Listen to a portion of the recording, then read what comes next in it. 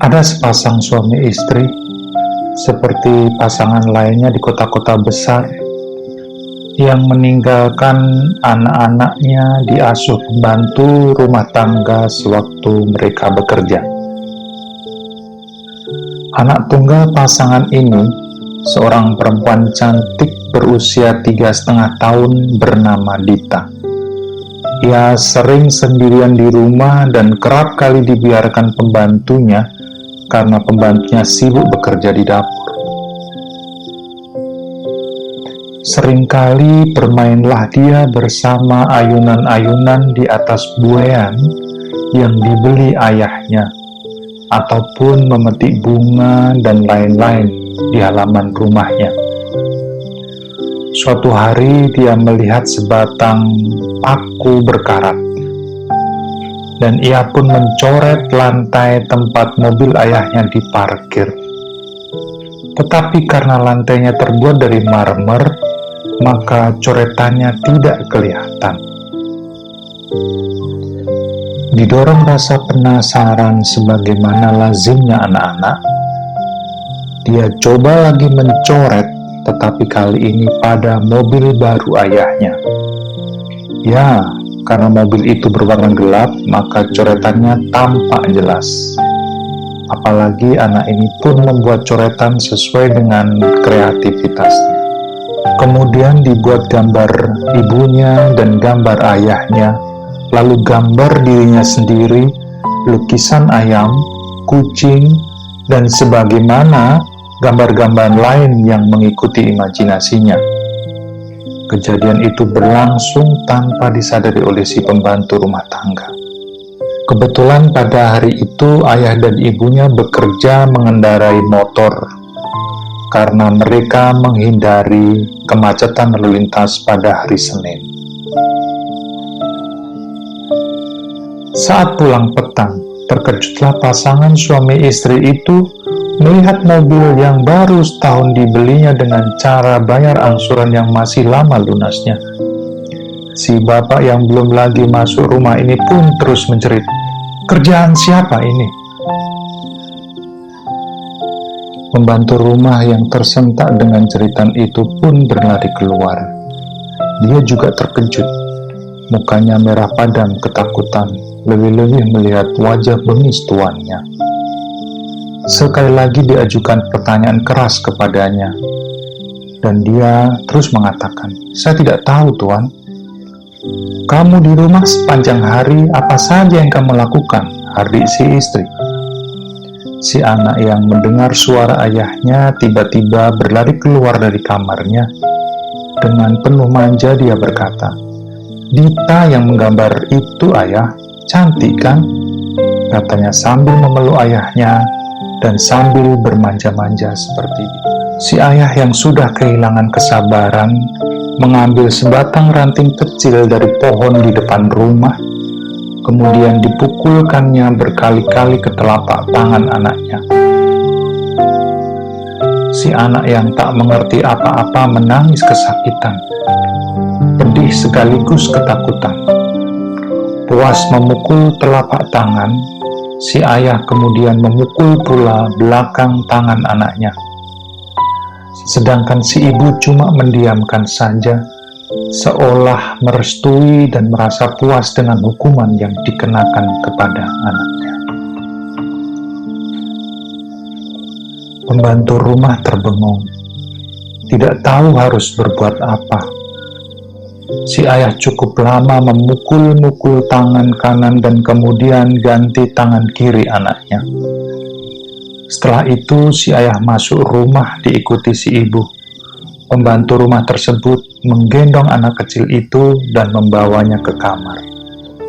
Dia terperanjat melihat telapak tangan Dita berdarah. Kemudian pembantu mencoba membersihkan dan memandikan anak itu. Sambil menyiramnya dengan air, dia pun ikut menangis.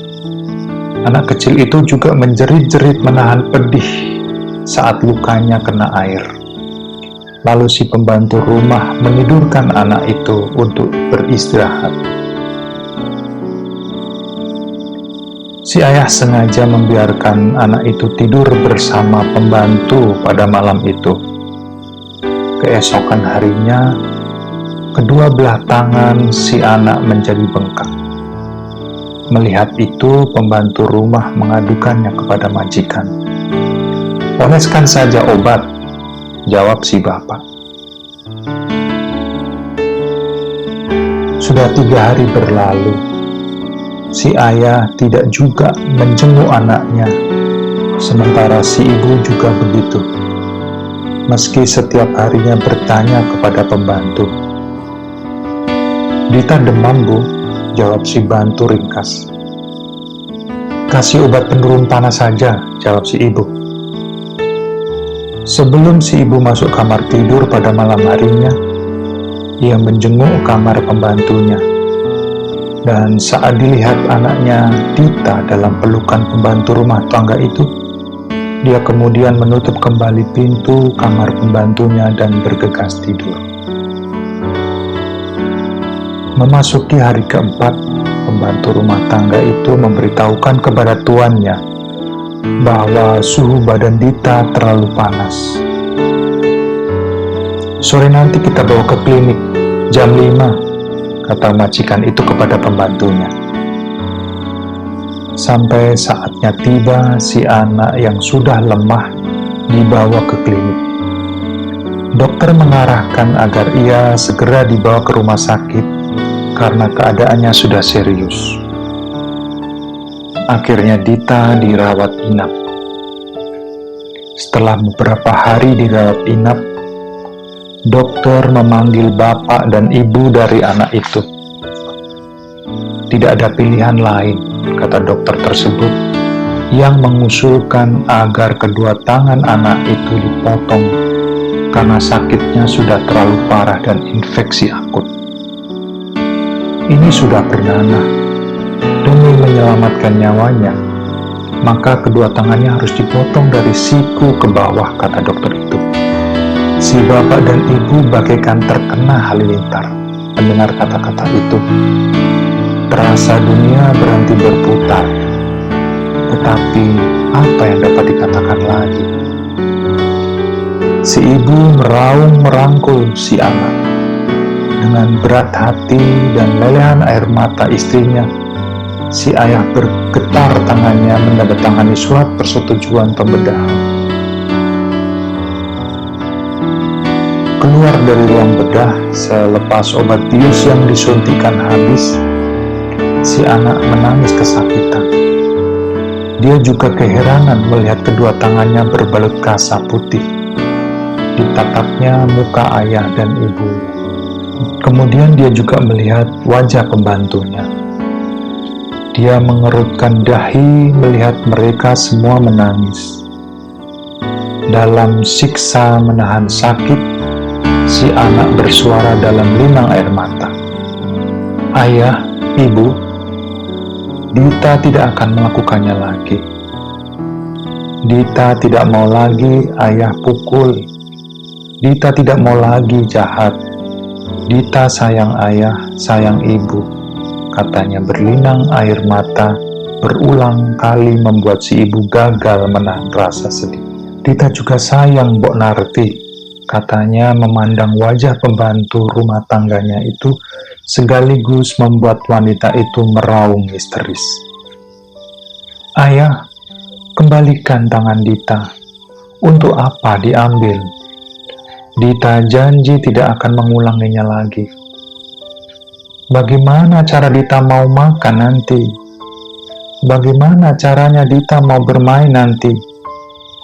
Dita janji tidak akan mencoret-coret mobil ayah lagi," katanya berulang-ulang. Serasa hancur hati si ibu mendengar kata-kata anaknya.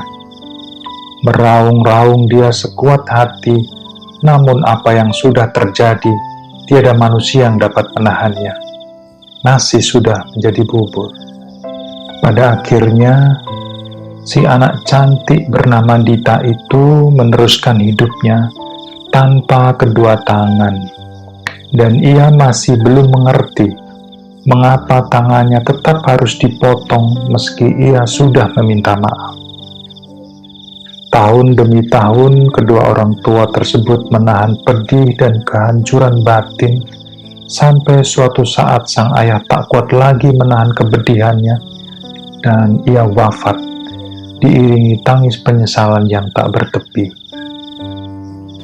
Namun, si anak dengan segala keterbatasan dan kekurangannya tetap melanjutkan hidup dengan tegar, bahkan sangat sayang dan selalu merindukan ayahnya.